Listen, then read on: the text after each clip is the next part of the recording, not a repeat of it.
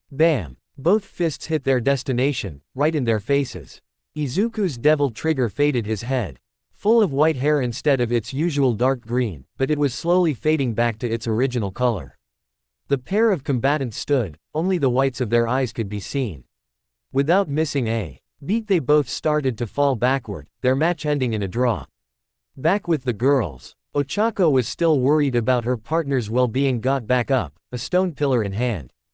Jiro had also gotten back up in a readied stance.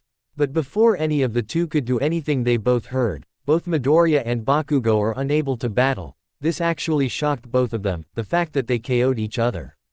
Recovering from the shock, Ochako quickly devised a plan. She tapped 5 pieces of debris and avoided the sound blasts the earjack girl was sending her way. After obtaining the pieces, she then batted them towards the opposing girl and proceeded to throw the pillar as well. Jiro's eyes widened at the onslaught and released a large sonic attack to destroy the incoming projectiles. He attack did manage to break up the pillar, but it also created a small dust cloud and a few pebbles started pelting her. The purple-haired girl blew the dust away and saw Ochako was nowhere in sight.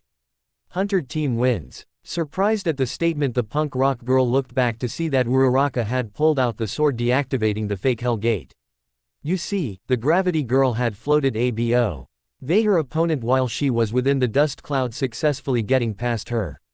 Ochako was very proud at her win, and Jiro just sighed but didn't take the loss to bad. Ladies, please report back to the screening room for performance evaluation. Dante's voice instructed them. With that said, both surviving members of Teams A and D walked down to join the rest of the class, ready for their grade. The ladies of both Teams A and D were walking back to the screening room to receive their grades from their teachers. Their partners to the battle trial had both been taken out of commission due to a double knockout. They entered the room and were greeted by the red-coated teacher. Welcome back, ladies, congrats on not dying. The rest of the class greeted them with much more enthusiasm. That was totally awesome. That was indeed an excellent strategy you used, Uraraka. Using that rubble as a ranged attack was so manly. You did awesome to Jiro. Yeah, you had Uraraka for a while. All Might cleared his voice. Yes, both young Jiro and Uraraka have done well in this match, but can anyone tell me who the overall MVP of the match was? Momo Yaoyorozu's hand shot up as soon as he fired the question. The muscular blonde huntsman didn't expect someone to have an answer, or at least not that quickly. Sir, the MVP of the match was Uraraka. Bakugo and Jiro did not cooperate as a team. In fact, Bakugo immediately ditched his teammate as soon as he heard start. Jiro did manage to hold her own but did nothing to convince Bakugo to work with her.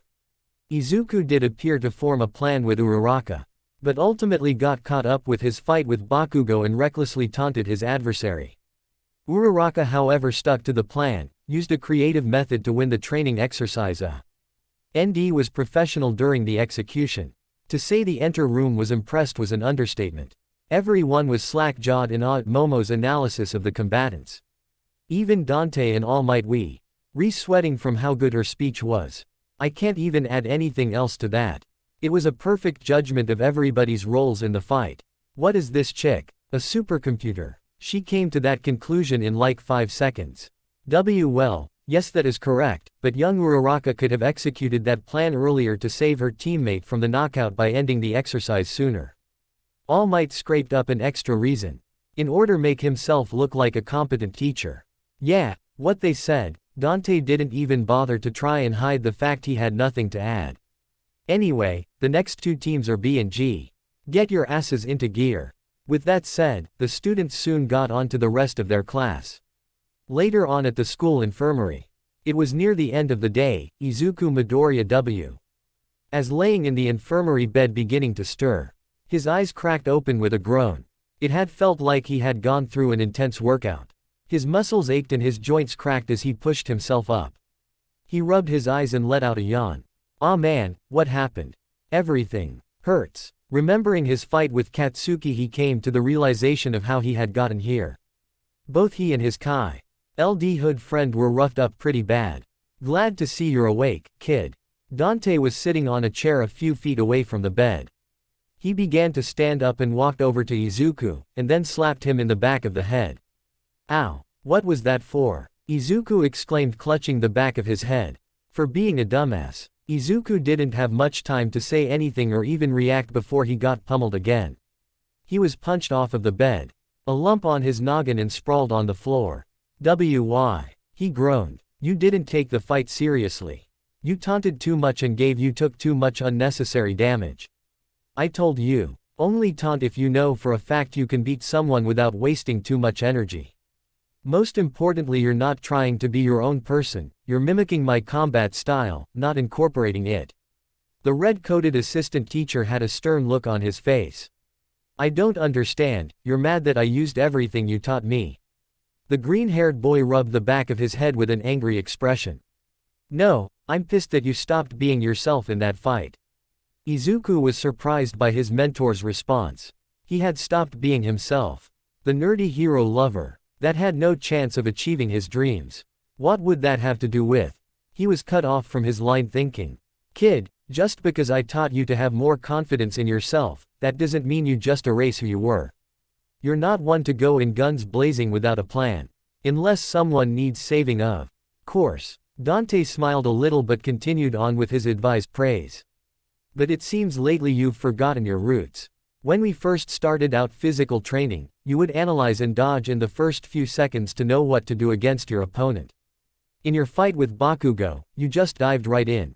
Took no time to think about what you were gonna do against him, and if it wasn't for Devil Trigger you would have died from that blast. The boy didn't meet the man's gaze. All those things he had said were true. How could he even begin to come up with a response to that? He kept his head down, looking at the floor with a feeling of shame. Izuku, just because you're my successor, it doesn't mean that you have to be exactly like me. You're still able to be your own person, kid. I only gave you some tools and knowledge to help you get you started on the path to your future. With that said, Dante began to leave the room. When he got to the door frame he looked back. Also, try not to make me worry so much, kid. I don't like the thought of losing someone close to me. The green half-devil just sat on the floor, thinking to himself. I need to stop being so useless, but Dante's right. I can't just completely get rid of my past style of living. I need to be someone worth being his successor. Now, I'm motivated. He got changed into his school uniform and grabbed his stuff as he started to head home. The next day, things had been quite hectic at the gates of UA. The media had been crowded around the place, most likely due to that fact that not only All Might was a teacher there but Dante as well. Juicy gossip like that would surely draw hordes of them in, like moths to a flame. As students were entering the campus, they were swarmed by the press. They were asked questions like, what was it like learning under All Might? Why was the world's greatest hero teaching here? And, aren't you that kid that got attacked by that slime demon a year ago? That last one might have gotten a violent reaction, to say the least. Izuku had managed to skip out on the interview by simply lying that he was part of the general education course, promptly getting most of the reporters to find some other student to question. Eventually, Aizawa showed up threatened to call the police and close the gates to the school. The reporters stood outside the door for a few moments before starting to disperse, distraught by the fact that they couldn't get any words from the ones they sought out. But in the distance, a man with a brown cloak was standing in a nearby alleyway. Inside the corridors of the school, Izuku had finally made it to the door of his homeroom. Glad I managed to trick the press. I did not feel like playing a game of 20 questions today, little did the boy know how badly he had jinxed himself. As soon as the aspiring hero had opened the door, any and all conversations of the classroom stopped. He just stood at the door frame as his peers gazed at him for what felt like an eternity. What had he done to get this much unwanted attention? He was starting to sweat a little from the sheer silence. Hi. He was almost trampled by 17 students that came at him with the velocity of a bullet train. Dude, you were so manly yesterday. Those moves you pulled were sick. You got training from the greatest demon killer in history. School's barely started and you've already left us in the dust. You shined brilliantly with your performance yesterday. But do not think you can outshine moi. Midoriya, I must know how you managed to get recognition from someone as esteemed as Mr. Dante. I was so worried about you, Deku. Mr. D. Auntie wouldn't let anyone visit you yesterday because he said he had to give you advice. At Uraraka's statement, Izuku inwardly winced. The man's words were still rather fresh in his mind and he also hated the fact that he made both his mentor and closest friend worry. He was also slightly relieved at the fact that Shoto and Bakugo didn't assault him with questions. The latter of the two mildly glaring at him, while the other held some interest but overall still seemed indifferent to the current situation. He had received similar praise and questions from his peers. He wasn't able to answer any of them because Eraser had walked in. Get in your seats within the next 5 seconds or you're all getting assigned an essay on why you should not be wasting time. Needless to say, all students moved at breakneck speeds to get to their desks. Aizawa looked at his timer, 5.2 seconds. We'll need to shave those extra few milliseconds off. He started to walk toward his desk. First, I must say you all did well for your first session in the hero course, but 2 of you could have done better. Midoriya, act more in battle. I told you before that you should know your limits. Other than that, you owed great skill when facing an opponent. Bakugo, your combat capabilities are great, don't act like a brat just because you lost. This earned a nod of understanding and a grunt from the respective students. Well, today class, we have a very important matter to discuss. One that will decide and change for the rest of your life. This sent the class into a state of panic. What could possibly be so important that it could change their fates? You'll need to choose a class representative and vice rep, it's just normal school stuff. The class thought in unison. I don't care how it gets done. Just make sure it gets done by the end of my nap. The insomniac climbed into his sleeping bag and rolled his way to the corner to sleep. With Aizawa falling asleep, the class had basically started shouting. Most were raving about how they should be the class president.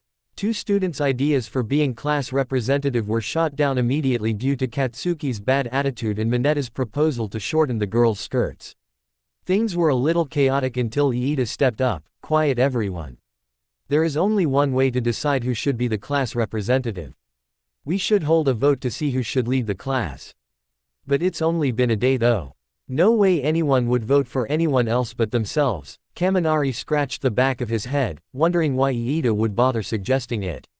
Precisely why we should use democracy. The student to get more than 1 vote would truly be worthy of being the class representative. Surely enough, everyone agreed to the idea, and once the ballots and there were only 2 people with more than 1 vote. Izuku had 3 votes and Momo had 2 votes. Needless to say, he was wondering who voted for him. He had personally voted for Iida but he only had 1 vote. So it was easy to tell who one of his supporters were. Dang it, Iida was seen angrily shaking at his desk, while Ochako was consulting him. Alright, it looks like the class representative is Izuku Midoriya and vice is Momo Yaoyorozu. Congratulations, Aizawa had just woken up from his nap and congratulated his students with a bored tone.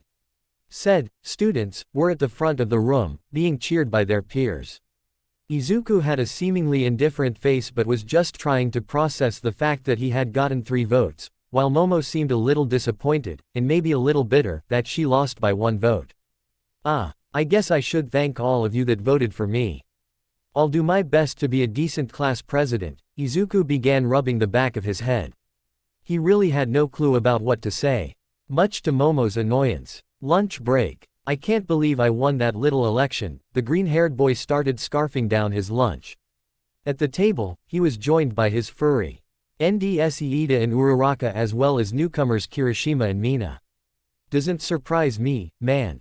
You were trained by Dante his freaking self. That's the reason you got my vote. Yes, Kirishima is right. Anyo. Nehu has earned the privilege to be trained by the greatest demon hunter of our time, surely has the respect of most individuals.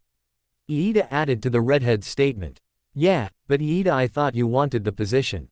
I think you'd be perfect for it, I mean you got the glasses and everything. The table sweat dropped at Ochako's reasoning. Being qualified for the job and wanting the position are 2 different things. Being able to make quick decisions and be able to show the backbone to stick with those decisions. As it is now, I don't think I am ready to take that responsibility. Those are the reasons I voted for you, Midoriya. I also believe the status will mature your personality. Quote. Izuku choked on his food. You don't think I'm responsible? Some of the contents of his meal were stuck to his face. You have been kinda reckless, Deku. You're manly, but you took some dumb risks in that fight. Well, you do show off a little too much, Midori. Mina giggled at the boy's shock as he didn't expect to be ganged up on. Ring. Attention all students. Security level 3 has been breached. Please exit campus in an orderly fashion. Midoriya quirked brow. What's up with Bell? That was all he got to say before he was swept away by a crowd of panicking students. Oh shit, he screamed as he was carried off into the swarm. The boy had been dragged into the halls of the school, being shoved and kicked along the way. Hell, at one point he got pinned down and stampeded upon. Okay, enough of this. In a burst of sizzling green energy, Izuku launches himself into the air, spreading his demon form's wings. Calm down already. You're the demon hunters of the next generation, start acting like it. This got everyone to look up at him and stall their panic slightly. He is correct. The demon boy looked over to see Iida, who happened to be by a window when the chaos stopped. It's only the media. We are in no danger. Thank you, so can we please just calm down and stop stomping the life out of people? A vein throbbed in Izuku's head, some minor killer intent leaking off him. All the students were more than a little intimidated by our protagonist. A few minutes after the massive horde of children was silenced, things started up back regularly and students were walking back to class. The group of 5 was walking together, Idia striking up some conversation. See, Midoriya. You are perfectly fit to have a role as a leader. You can take command of a situation and get people to listen to you. Although, you should work on your people skills. I'm still not too sure on that. But if it makes you happy to prove a point, then I'll keep the position. The green-haired half-devil responded. Outside, at the gates of UA several pros, a small mouse-like creature was standing, looking at the barrier. No reporter could have caused this damage. This damage is also far precise to be done by a quirk. Launch an investigation, we need to find that culprit. The gates of UA had been completely destroyed. The layers to the gate were cut into several clean pieces, like a hot knife through butter. To many, this detail wouldn't seem that big, but to one Crimson Demon Hunter, his blood ran cold. Why after all this time do you decide to show up again? Especially after you just off the map. I'll talk to some associates back in America about this, Principal Nedzu. I got a feeling we might be dealing with someone from my past. With that, Dante walked off, the feeling of dread not washing out of his system. I'm gonna need a drink. On a rooftop of a near building, the man with the brown faded cloak looked down. How boring, his taunt trailed off into the wind as he disappeared in a blink of an eye. Yeah, get them all together. Something important came up over here and I need to speak with him at the shop. Thanks, Morrison. Dante was currently in the teacher's lounge sitting on a couch, making a call to his longtime employer over the phone.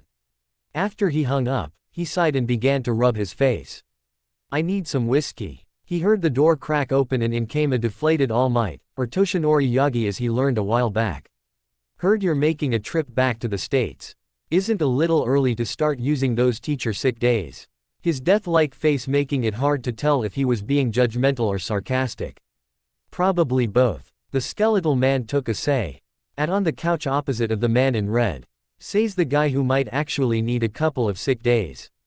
The white-haired teacher smirked for a second, before quickly dropping back to a serious demeanor. Yeah, I have to talk to some associates back home about this little school vandalism matter.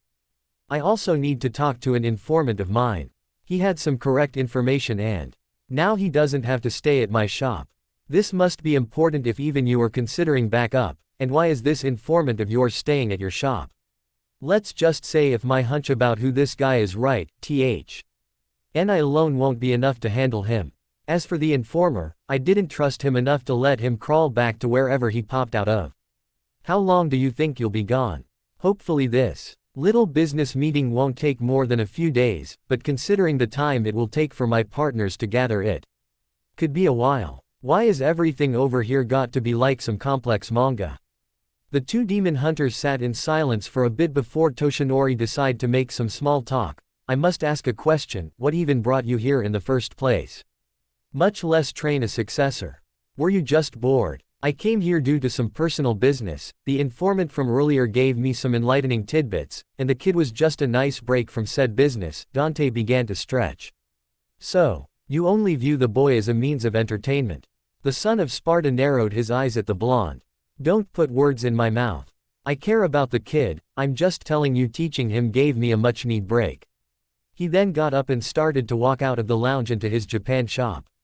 Have fun teaching 40 kids about the aspects of being a demon hunter. With that said, Dante was gone, leaving an annoyed All Might groaning at that fact. Better look at the script for tomorrow. The next day. Today class will be going on a small outing. We have a special lesson planned for today. The tired voice of Class 1A's teacher had gotten their attention. It was their basic demon training period, but this time it was not All Might and Dante instructing the class. Many were actually surprised by this. This time All Might, myself, and one other individual will be watching over your progress. You all will be doing rescue training. Aizawa got out a small remote. You can take your hunter outfits, but they might not be helpful in these kinds of exercises.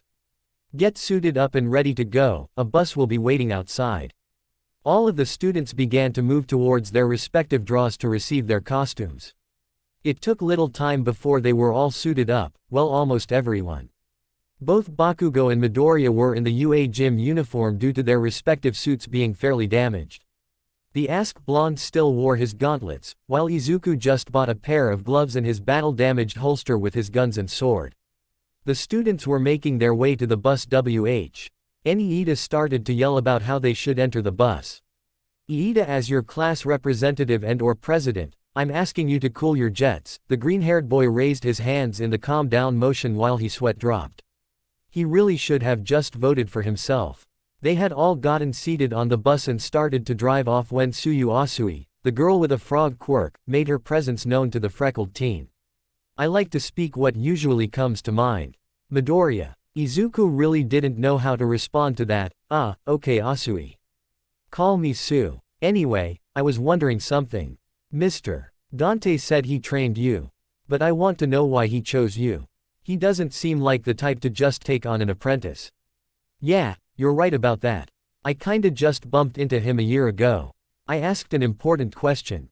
He answered, cue the sludge demon incident with Bakugo that happened, then flash forward 5 minutes after I tried to stupidly save him with no power and he said I just impressed him. It was a rather simple explanation. One lacking quite a bit of context, but it was a response nonetheless. Whoa, what act of manliness did you do to impress him? Kirishima questioned. I was crying hysterically and threw a backpack at the demon's face while desperately trying to claw out Kachan from its clutches. The entire class had to take time to process that sentence. That's all it took to impress the legendary devil hunter.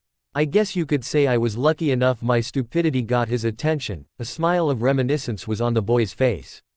Well, with that power of yours you're sure to impress the fans. My hardening quirk isn't that flashy, I'll be lucky to get noticed. No way. Your quirk is totally suited for combat, you'll be a great hero Kirishima. You really think? Well, on the topic of flashy and powerful quirks, my naval laser is both. Isn't it just marvelous? Yuga made a face of confidence at his own remark. Well, it would be if I didn't mess with your gut every time you used it, the resident pink-skinned teen teased. Yuga's expression didn't change with the statement, but you could tell that took a blow to his ego. If there is anybody that has a flashy and powerful quirk, it's probably a tie between Todoroki and Bakugo, Mina put in her thoughts. Yeah, but Bakugo is much like a wild animal, he'll never get too popular, Suyu added. The hell you say, frog face? You know it says a lot when we've only known you for a few days, but we've got that you have the personality equivalent to that of a dirty sewer drain. Kaminari grinned. I'll smash your face in Pikachu wannabe. Izuku was enjoying the show, wishing he had a bag of popcorn. 14 years of karma I've been yearning for. Alright, look alive kids. We're here. Eraserhead's voice came from the front of the bus. This is the USJ. The unforeseen simulation joint, not Universal Studios Japan. Aizawa hated adding that last part, but he had been asked that every time he came here with first years. That's right, I built the place myself. From landslides to floods, this little spot has it all, a disembodied voice caught their attention. Turning around Class 1A saw a man in an astronaut suit walking towards them. This was none other than 13, a pro-demon hunter who mainly worked in support and rescue. I'm here to help you all with rescue training. As you may know, my quirk Black Hole is what I use to clear debris and rubble at scenes of mass destruction. It may not look like it, but my quirk is also very dangerous. One bad move and I could end up killing someone. This fact made everybody uneasy, especially a select few with destructive quirks themselves. That's why we're here, to help you learn control over your quirks so you don't make a mistake like that. Aizawa voiced out. He then proceeded to look around a bit before taking 13 over to the side. Izuku took notice of this and, even though he could not hear a lot of their conversation, he could tell it was about the missing teacher. After a minute the messy-haired man and the astronaut turned back to the class. All Might must not be showing up today. It looks like All Might won't be joining us today class, so we will be doing the exercise without him. The dry-eyed teacher stepped back to the sidelines as 13 decided to give one last long-winded speech about quirks and their use for saving people. Then he noticed something in the center of the facility. A swirling black void was gaining mass. Within moments it was the size of a small car and a plethora of bodies came out. 3 stood out the most. A man with light blue hair with a hand mask covering his face, a large purple creature with its brain sticking out, and a misty villain that was once the portal who was in a formal getup. Huh, are those robots again? Those supposed to be part of the training. Everyone stay back. Those are real villains. I don't see the symbol of peace. Only 2 mini-bosses and a handful of grunts, the blue-haired one sounded bored. That is intriguing, the schedule did say he would be here with this class today, the formal portal villain said. So you're the low-lives that used the press to break into the school. Eraserhead was preparing for an attack. He was clutching his capture equipment tightly. Well, it wasn't us exactly, Zhu. One of my lackeys doing a side quest for me. He's quite good at being efficient. The young man started to scratch at his neck a bit. But I'm not here for a pointless conversation. Where is All Might? He then chuckled. What the hell, a few corpses will probably get his attention. This statement really pissed off Aizawa. 13 Get the students out of here. I'll hold them off. Kaminari. If you can try to get a hold of the school with your quirk. Izuku put a hand to his shoulder. No way you can handle all of these guys by yourself, your quirk isn't made to handle hordes of enemies. Let me help you. His teacher gave a lopsided smirk and replied, Kid, you can't be a pro if you only use one trick, and I need you to help 13 protect the other students if worst comes to worst. With those words, the demon hunter rushed off to kick the asses his opponents. The green half-devil scoffed. I don't like it, but he's right. We, as students, are the priority right now. If even one of us die, what he's doing right now is pointless. Alright people, let's get a move on. We need to get out of here and get reinforcements. He along with his 19 other classmates started to hustle towards the exit when they were stopped by the fancy mist man, who teleported in front of them with a huge intimidating form. I'm afraid I can't let you do that, he said menacingly.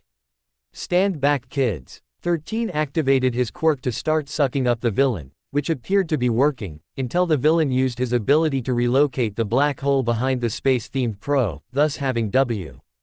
Hat looked like half of his body destroyed. He got me. 17 out of the 20 students were now in a state of panic. What were they supposed to do? Their protector was fatally injured and they were surrounded by villains and demons. Well, lucky for them, 2 of their classmates were launching themselves at the yellow-eyed criminal. Die, you misty bastard! Bakugo snarled as he was preparing an explosion. To his left, Izuku had also jumped out, his handguns drawn and ready to fire. The purple figure, however, did nothing more than expand his body to create a portal, sucking the woe of them in and drag them off to who knows where. I suggest you refrain from following those boys' actions. He began to walk towards the remaining 18. Within moments he spread out more than half of the class. Elsewhere in the USJ. Izuku rubbed the back of his head. He took a look at his surroundings and noticed they were still in the USJ building, and based on the geography they were in the collapsed zone. Dozens of knocked over buildings, and both he and Bakugo were on the roof of one said buildings. That damn misty piece of shit. I'll be sure to crush him next time I see him. The ash blonde looked at his peer. Here too. What still need to follow me around, nerd? Izuku responded with a glare and a gunshot. Time stood still as Katsuki was wide-eyed, a few strands of his hair floating down as he turned to look behind to see what was shot. The ash blonde was treated to the sight of a scarecrow-like demon frozen in place, inches away from slicing his neck and a hole between its eyes. The lesser demon soon faded to dust. The ill-tempered boy recovered from his shock quickly, a vicious growl released from his throat. Deku, you bastard! Die! Izuku didn't even flinch as his childhood friend launched past him and blew away a horde of scarecrows that were making their way towards him. The boy let out a small chuckle, and here I thought you didn't care, Kachan.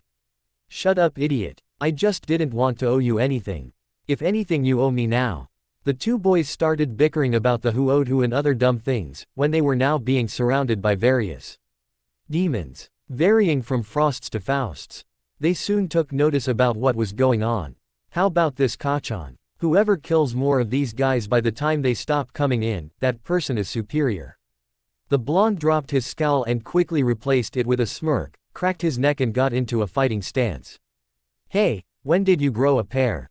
Whatever, I'll play this stupid game, but we both know who's gonna win. We'll see, hothead. With their final words shed, both of the battle-hungry students leapt off into the fray. Bakugo and Midoriya were like a well-oiled machine, attacking enemies side by side and were reading each other's movements like well-written poetry. The boy quick to anger, launching violent explosions, punches and kicks to anything stupid enough to get in his way, while the other was rapid-firing his guns at the demons that were on his side of the area.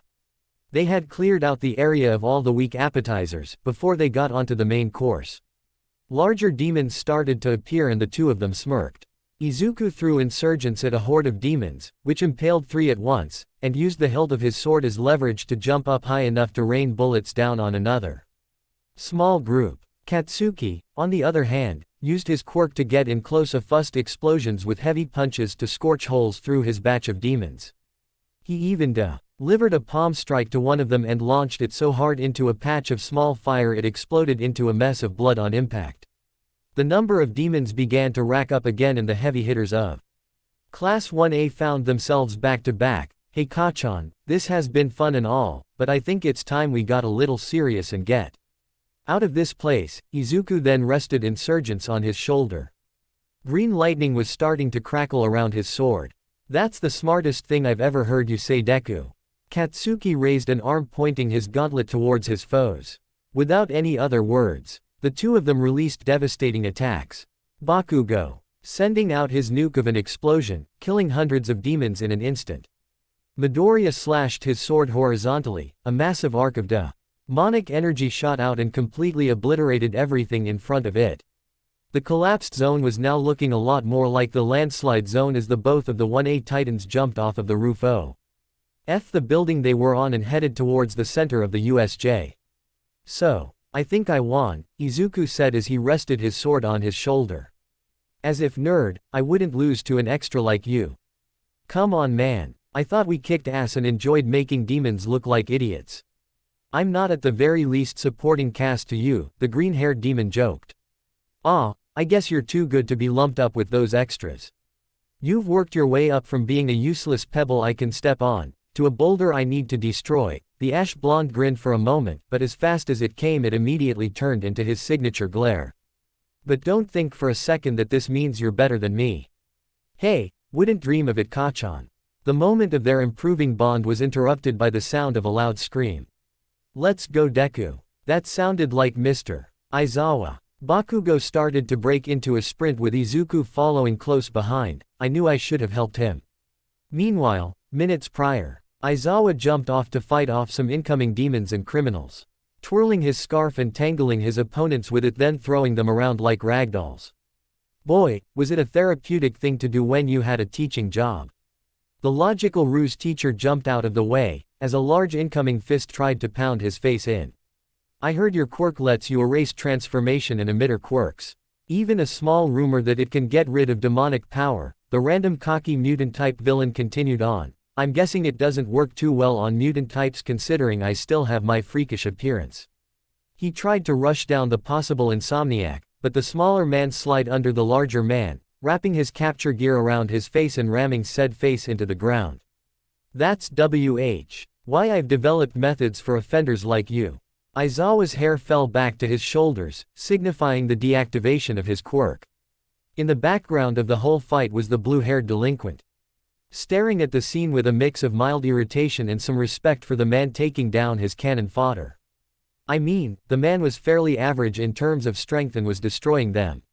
Well, he's a pretty good mini-boss. But I've figured out his attack pattern. Dashing off towards to the pro hunter's direction, the hand-themed villain started to join the battle. Noticing the newcomer Aizawa starts up his quirk again and shoots his scarf towards him and pulls him into a powerful blow to the gut. I'm guessing you're the brains behind this. It's kinda hard to tell, but every now and then your hair falls back down and you, for the most part, avoid attacks.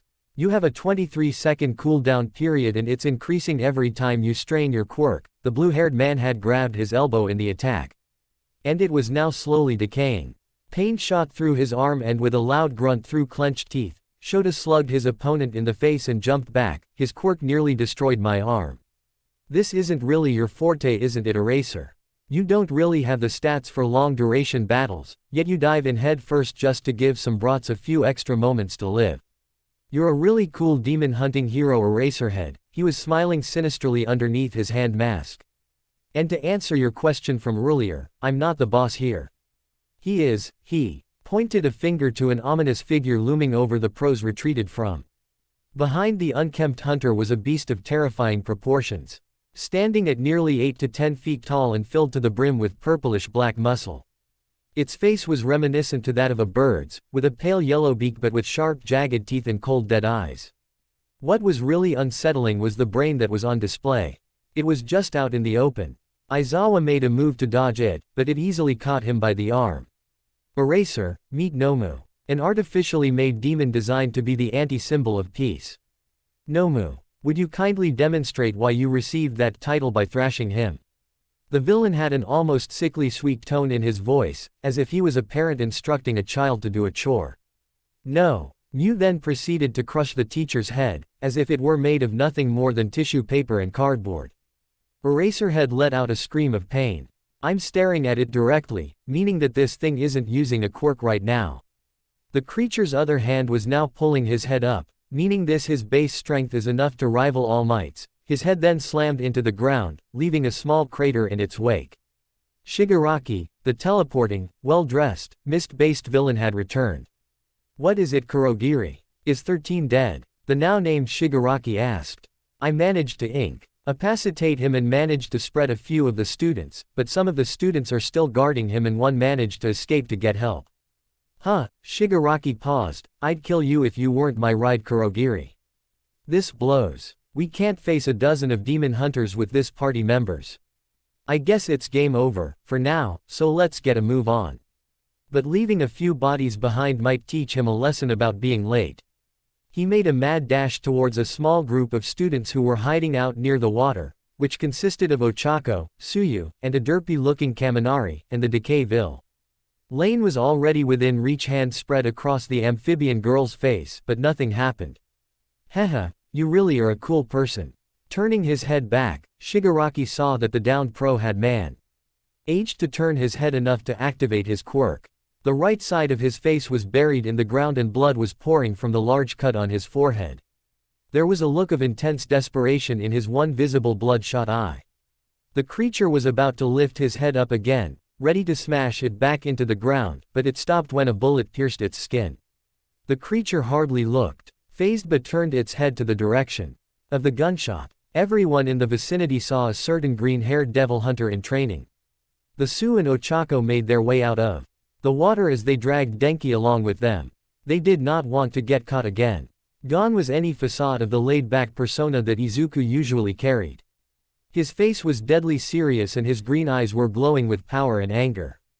Hey you there, with the brain, why don't you put down my teacher and fight me for a bit? Nomu let go of Aizawa and slowly made its way towards him, an intimidating sight as the boy broke into a cold sweat. There's no way I can take this thing. I might be more geared towards heavy combat, but I lack experience and firepower. I have to keep my distance and look for openings.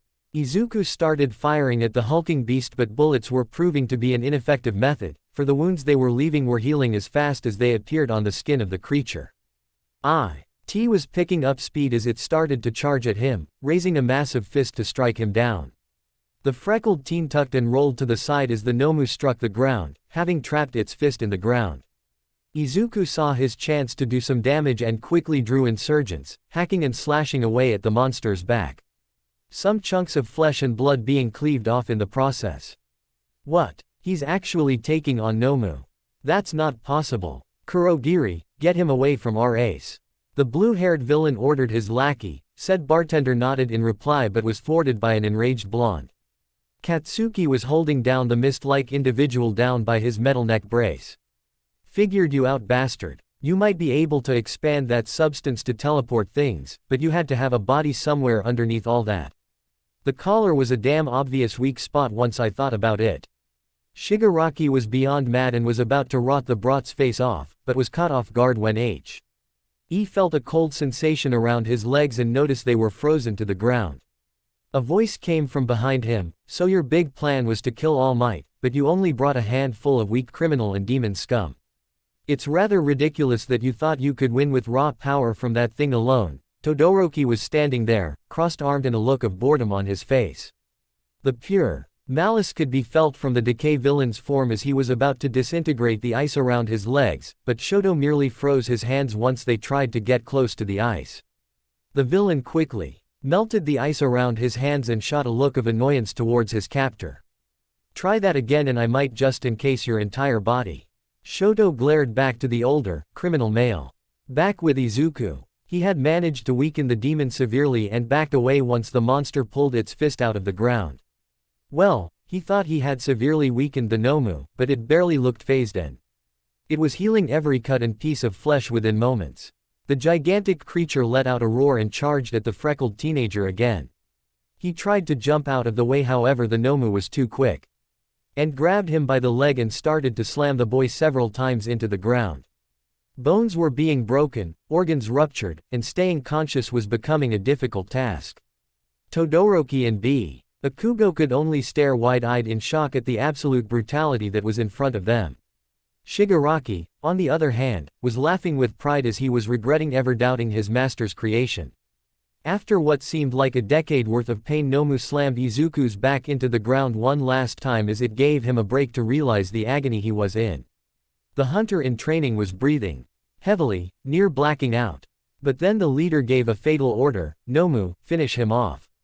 Time seemed to move in slow motion to the two students holding down the villains as Midoriya was impaled by 5 claws to the stomach. Blood being hurled out of his mouth, not even a second after the action happened. His eyes seemed to go lifeless as his limbs went limp. Deku, Midoriya, they were slack, jawed in terror as they witnessed the death of the student of the legendary Devil Hunter. Neither of them was prepared for the sight of death. Nomu ripped its claws from the boy's gut and turned to L. Look at the 1A students holding its masters captive, ready to do the same thing to each of them. Yet again it was shot in the back of the head. The four sentient people were astounded to see that Izuku was standing. His gym clothes were in tatters, blood dripping from his mouth, his hair was shadowing his eyes, and his right leg was twisted in a way that shouldn't have been physically possible. In his left hand was a gun, and the right was his sword serving as a cane. "We aren't done yet," he was breathing heavily. How are you still alive?" Shigaraki was asking the question everybody was thinking. "It's simple really. Handjob." Izuku's hair was beginning to turn white, my soul was screaming out to me. To reach its ambition. His leg began to slowly realize itself. What to be so? Me glamorous show-off who wants to look good for publicity. No, I simply can't leave while they're out there. While they out there in the need of rescue. I can't drop dead yet, knowing they could die just because I decide to give up. Green lightning was crackling across his body, a small whirlwind swirling around him, his bangs parted slightly to reveal his right eye. He held a cold fury within that visible eye. He had put his gun back into his hip holster, only having his sword to his side. Shigaraki couldn't comprehend what was before him. "Why don't you just drop dead right now?" Rage was laced in his voice. "Because I am a hero." Izuku was enveloped in green demonic energy, his form changing from human to devil. It was different from his usual devil trigger, he was much larger and had a metallic-like look to it with 4 wings sprouting out of his back instead of 2. At the devil's elbow, joints were large neon green stingers that matched the radiant glow of his eyes. A brig. Green glow was seen where he was impaled and spread outward, making it look like his metallic skin had been cracked and the power of his being was being shown from within. He unfolded his wings and readied his new sword-like stingers. Round 2, in a blur he was in front of Nomu and had stabbed them straight in the chest of the opposing demon. Thanks for watching.